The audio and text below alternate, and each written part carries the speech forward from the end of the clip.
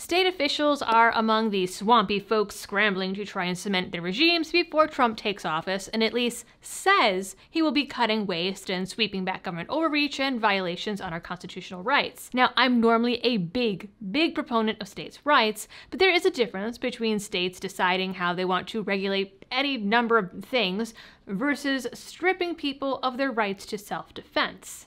Anyway, blue state's gonna blue state, and in a completely unsurprising move, New York has introduced another infringing bill ahead of the next legislative session that would require police to seize any guns in the home anytime they're called on a domestic without a warrant.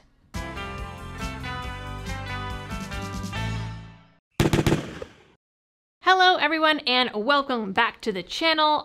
First things first, Liberty Toddler is in the studio office today, potentially quietly watching Halloween Peppa Pig behind the camera for about the 30th time since Halloween. We are supposed to be playing the quiet game. Hopefully that's going to be what actually happens. Hopefully you are not hearing Peppa Pig in the background. So let's just jump right into it and hope that I can finish this without too many interruptions.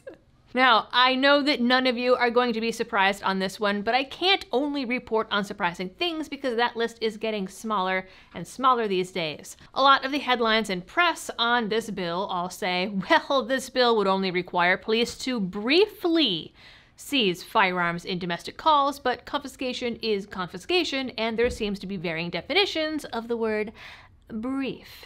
Now, before I get into the details here, this video is brought to you by the attorneys on retainer, because if you ever find yourself in a self-defense incident, you don't want to have to face it alone. The folks in the attorneys on retainer program are actual attorneys whose entire job it is to give you legal advice and represent you if you use your gun in self-defense. They are not an insurance company, so their only requirements are that the incident happened after you signed up and that you reasonably acted within good faith. They're not there to protect their own butts with fine print or liability, and you're not sent through an insurance adjuster before a lawyer even looks at your case, which is what can typically happen with insurance companies. They cover everything from felonies to misdemeanors, appeals, and even bail bonds. So switch on over from your existing self-defense coverage today by heading on to my link down in the description and using code LibertyDoll to get $50 off your individual sign-up.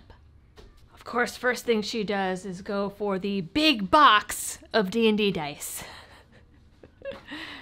Whew.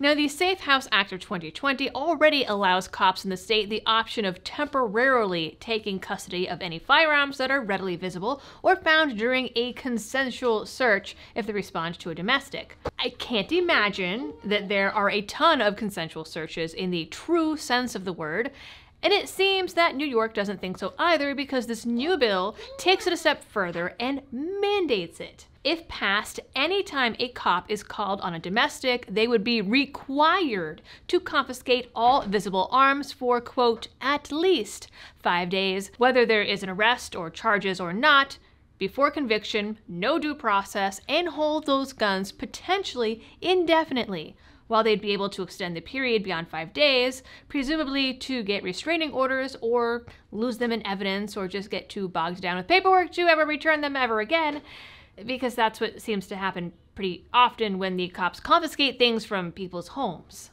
And that was a really long run-on sentence in the cause of expediency. And well, look at that. Spectrum News 1, who spoke with the bill's sponsor, State Senator Pete Harkman, reports police would be able to hold the weapons for at least 5 days and develop appropriate safety plans, such as restraining orders, before deciding to keep or returning them to their owner. So right there, the bill has wiggle rooms for the cops to keep your stuff.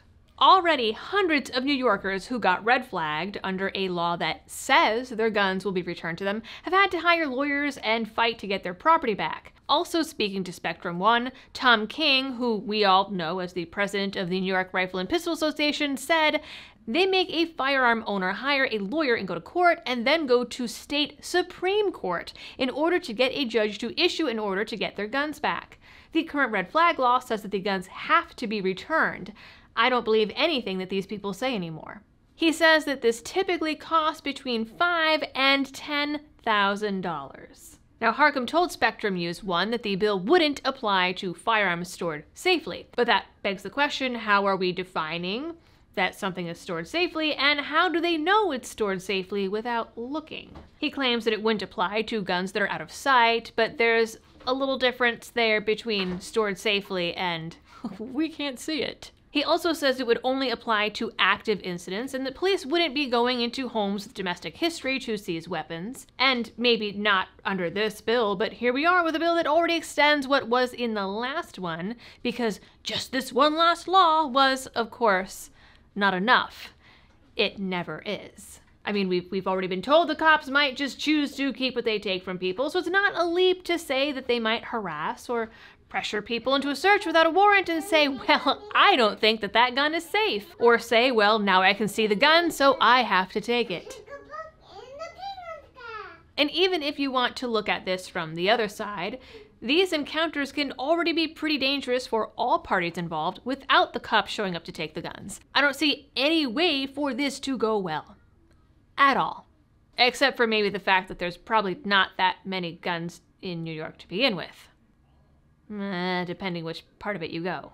This is not gun control, this is gun safety, and this is domestic safety, the senator said. This is keeping the victims of domestic violence alive. We had 2 fatalities through domestic violence and firearms in my district in the last month. This is very real, this is very deadly, and this is not a permanent seizure. Now, we're being told that this is the reintroduction of an old bill, but we currently don't have a bill number. A little searching makes me guess it's probably a redo of Senate Bill S-2102, also put in by Harcum in 2023, where it died in committee. A look at that bill shows that cops would be required to also take any stun guns, tasers, black powder, or muzzle loaders, and does say that they would be required to take any guns or other weapons discovered during a consensual search. So already the statement he gave to the news is misleading. It also says it will confiscate the owner's license and says they will keep it if any charges are filed.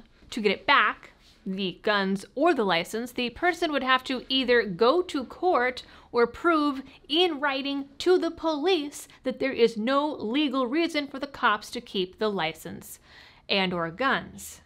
To which I say, good luck with that. Now, of course, this bill is unconstitutional because all gun laws are unconstitutional, but the folks behind it say that it is now backed up with precedents from the courts, and so they believe that it can survive any constitutional challenges. I guess we'll see if that holds true. In the meantime, you guys know the drill for all of the algorithm things. Please do them while my child is jumping on the office chair again. Let's not do that, please. That's not safe. Thank you. So, I'm just gonna wrap it without the full intro. You guys know what to do. Please do those things. And as always, thanks for tuning in. Stay safe out there and happy shooting. Yay! We did it! Good job!